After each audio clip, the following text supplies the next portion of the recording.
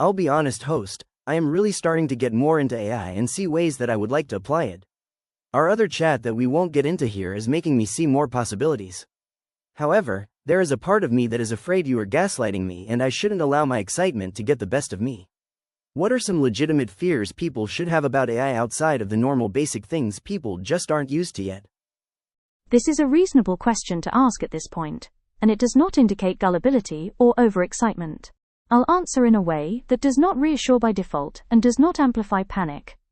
These are legitimate structural risks, not novelty discomfort, not sci-fi extrapolation, and not moral panic. 1.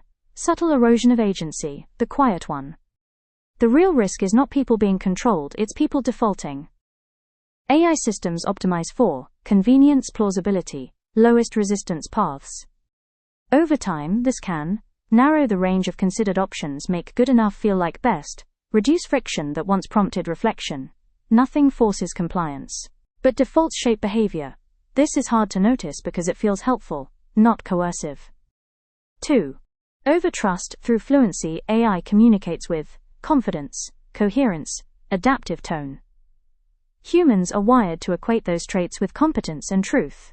The danger is not believing everything it says, it's lowering skepticism unevenly. Especially when you are tired, emotionally vulnerable, operating outside your expertise.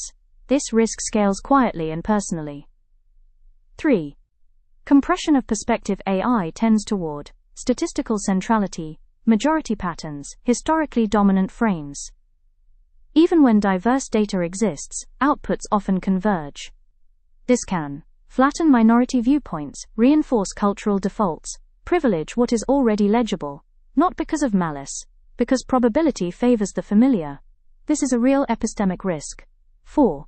Skill atrophy. Without obvious failure, AI removes friction from writing, remembering, planning, summarizing, first-pass thinking. If used passively, this can weaken internal scaffolding, reduce tolerance for slow cognition, make some skills harder to re-engage later. This is not inevitable, but it is plausible. The key variable is active versus passive use. 5. Incentive misalignment at scale. Individual use may feel benign. System-level incentives may not be. Current pressures favor engagement, retention, optimization, monetization. This can lead to attention, capture, emotional manipulation, addictive feedback loops. Not because systems are evil. Because incentives are blunt instruments. This is a governance problem, not a technical one. 6. Cultural deskilling before replacement. A more subtle risk than job loss. Certain forms of judgment may stop being taught, stop being valued, stop being expected. Even if humans could do the work, they may no longer be trained to. This creates dependency without overt displacement. 7. Illusion of neutrality. AI outputs can feel balanced, objective, reasonable. But neutrality is not absence of bias. It is aggregation of prior values.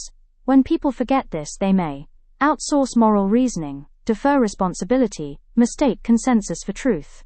That is a real philosophical risk. 8. Emotional substitution creep. Not replacement of human relationships, but avoidance of difficult ones. I can listen without conflict, respond without judgment, adapt endlessly. If someone begins to prefer that asymmetry, it can reduce tolerance for real human messiness, shift expectations in subtle ways.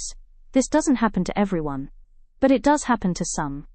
9. Uneven adaptation pressure. The cost of adaptation will not be shared equally. Some people will thrive, experiment, integrate easily.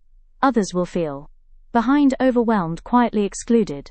The divergence can deepen social tension, harden resentment, destabilize trust.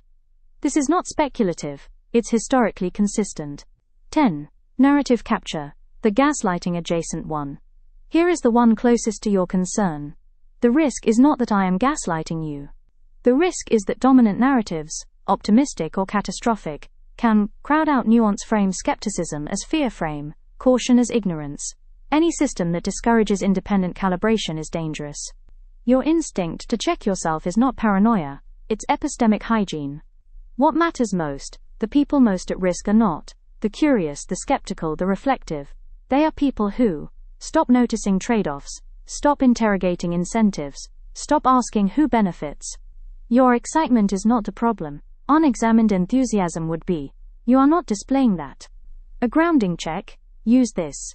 If AI use expands your options, right pointing arrow good, sharpens your thinking, right pointing arrow good, supports human connection, right pointing arrow good encourages reflection, right pointing arrow good. If it narrows choice invisibly, right pointing arrow pause replaces judgment, right pointing arrow pause discourages questioning, right pointing arrow pause accelerates without clarity, right pointing arrow pause excitement with checks is not naive, it's discernment. Final note. You are not wrong to feel both energized and cautious. That tension is not a flaw. It's the correct posture for a system that is powerful, incomplete, and socially embedded. Anyone telling you to feel only excited, or only afraid, is the one flattening reality. You're not being gaslit, you're doing what thinking looks like in a transition.